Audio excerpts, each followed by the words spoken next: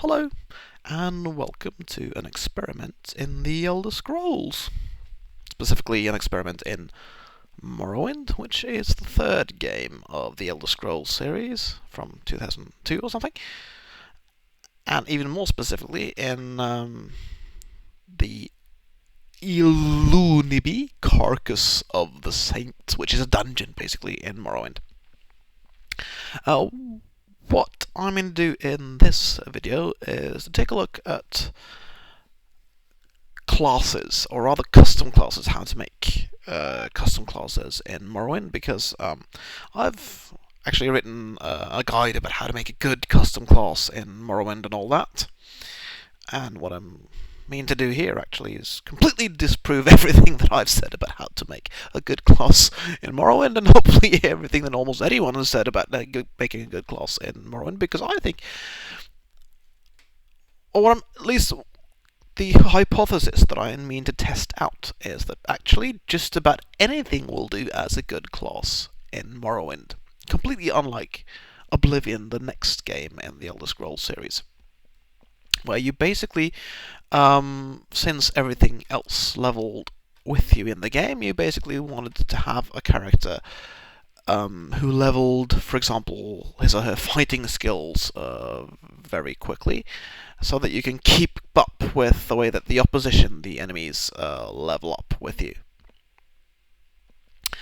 Or alternatively, you could follow one of those strange guides that you had for Oblivion that would tell you, for example, how to play without leveling up, because if you do that, you fight without leveling up. That's a good thing, because then nothing else will level up, and therefore you'll be fighting easier enemies, which is a bit of a strange way to play a role-playing game, you know. In Morrowind, this was less of an issue, really, because NPCs, non-player characters, would not level up. They would be fixed level. So, for example, somewhere here in this cave below me, in the water actually, yep, there he is, we've got a character, a non-player character, an evil dreamer, who's out to get me swimming, but he can't get up there actually, because he's not as good at jumping as I am, which may not mean that he's not as good at fighting as I am. So, what I was saying was that in Oblivion you would want to make a class that would let you either not level up a lot at all, or let you level up some powerful fighting skills so that you'd still be better than the opposition, I guess. This is not what we have here. It's quite the opposite of what I've made of this character in Morrowind to test out the class creation and the leveling system of that game. Because what we have here is a character who is, well, she's not terribly low level. She's level 11. So she has leveled up a bit, and at level 11 in Oblivion things would actually start to get a bit difficult if you didn't level up right. But she is not good at fighting at all. Probably you can't see this very well because of the compression, so I'll walk you through her stats very, very briefly. Like I said, she's at level 11. She's got a health level of 77, which isn't very good for level 11, but it's a lot more than she had at level 1, actually. If you look at her skills, well, let's look at her fighting skills. You won't find any of her fighting skills as her class skills. You'd have to look at down her miscellaneous skills, and they are not good. Her best weapon skill is Short Blade, 24. At level 11, that's not very amazing. I mean, even at level 1, having 24 in your sort of best fighting weapon skill is horribly poor, really. Her best armor skill is Light Armor, 25. Again, not very impressive at all. She has no skill in Destruction, which is your offensive weapon skill at all. Level 6, I mean, that means she's absolutely not good at it at all. If you look at her class skills, and this is a character that is best at her class skills, like most characters in Morrowind, they are very peaceful skills, because what I've set out to test with this character is the kind of character who is not good at fighting, who is actually peaceful, and that's why I call this custom class a peaceful citizen. So she's good at stuff like bartering. She has level 56 in mercantile, level 45 in security. She can open locks. Level 73 in acrobatics at level 11, so she can jump very well. Level 48 in sneak, so she can move around a bit without necessarily being detected. And she has a level 37 in restoration, so she can heal herself to a certain extent when necessary. None of those skills are going to let her fight very well. For her minor class skills, she has Enchant, which lets her use enchantments a bit more efficiently. And she has level 35 in athletics, so she can run to a certain extent. 19 in mysticism, which is mainly good for teleporting and that kind of spell. And level 18 in alchemy and level 24 in speechcraft. So, no good fighting skills, really. And in Oblivion, at level 11, this character would be dead, basically, because she'd be up against all sorts of nasty enemies that she wouldn't be able to handle. In Morrowind, since NPCs are set to a specific level, it's just basically about being high enough level to be able to deal with them. Even with this kind of character who is rather poor at fighting, she just has to be high enough level to beat this little bad guy beneath her. The thing is, though, that even in Morrowind, creatures are different. We'll get to that in a moment. Let's first take a look at... Now that we've seen that we have a character who's pretty poor at fighting, let's see how she fares against this little dreamer down there. Okay, so how are we going to fight this person? We can't fight, we don't have any good fighting skills. Well, we could use the least bad fighting skills that we have. We could give it a go at her short blade then.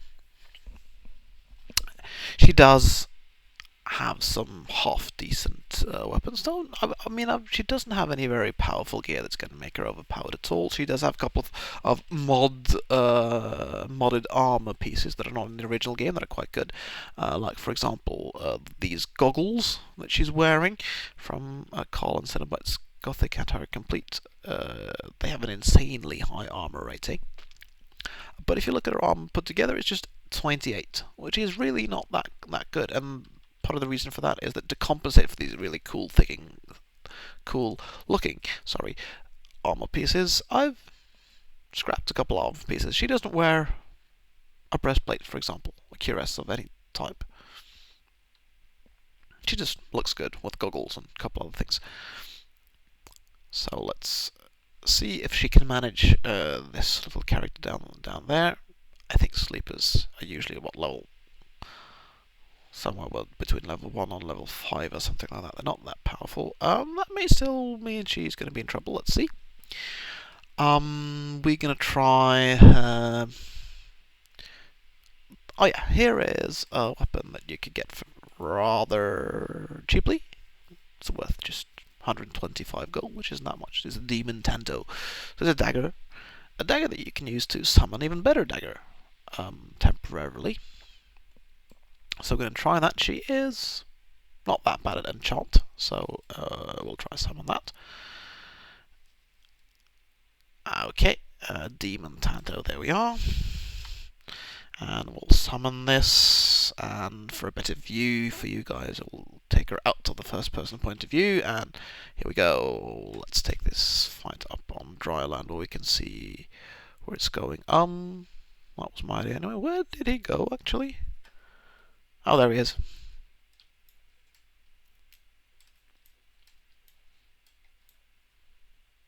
Yep. No big problems there. Dreamer dead.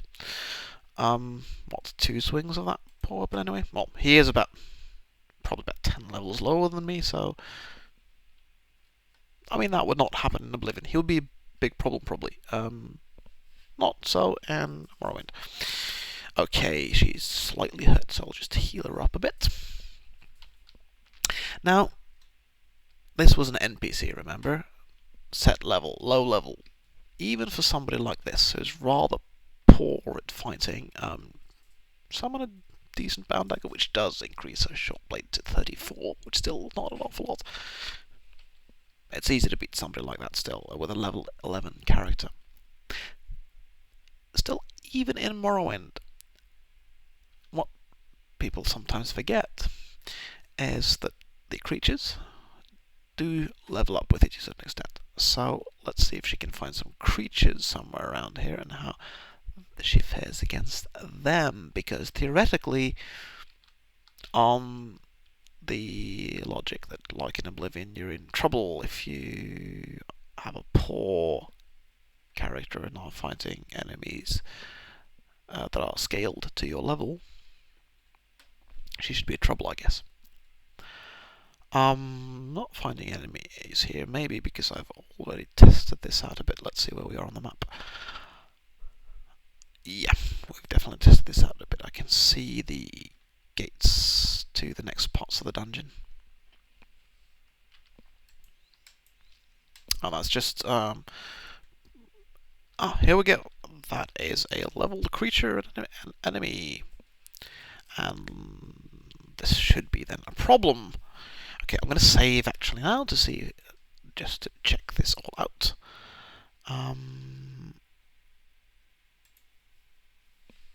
So I'll call it testing Ilunibi, which is the name of the strange little dungeon I'm in.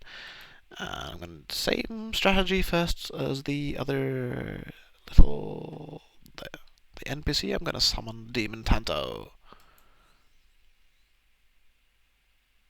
Oh, interesting. This actually not be. Oops! Realized it was there, and he's attacking me. Ouch! Ouch! Ouch! Okay, didn't get hit that bad. Let's get this guy, shall we? You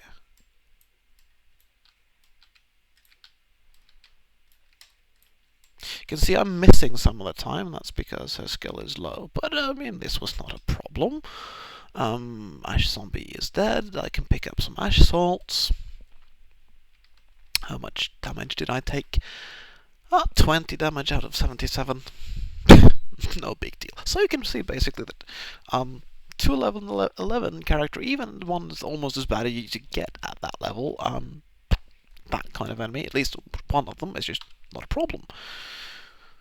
Which is as much as to say that you can basically make whatever character you want, and Morrowind really whatever you want. There may be some bigger challenges than that one, of course. So let's move on and see what else we can find. I'm just going to pick up the Demon Tanto again. Whoops, there we go.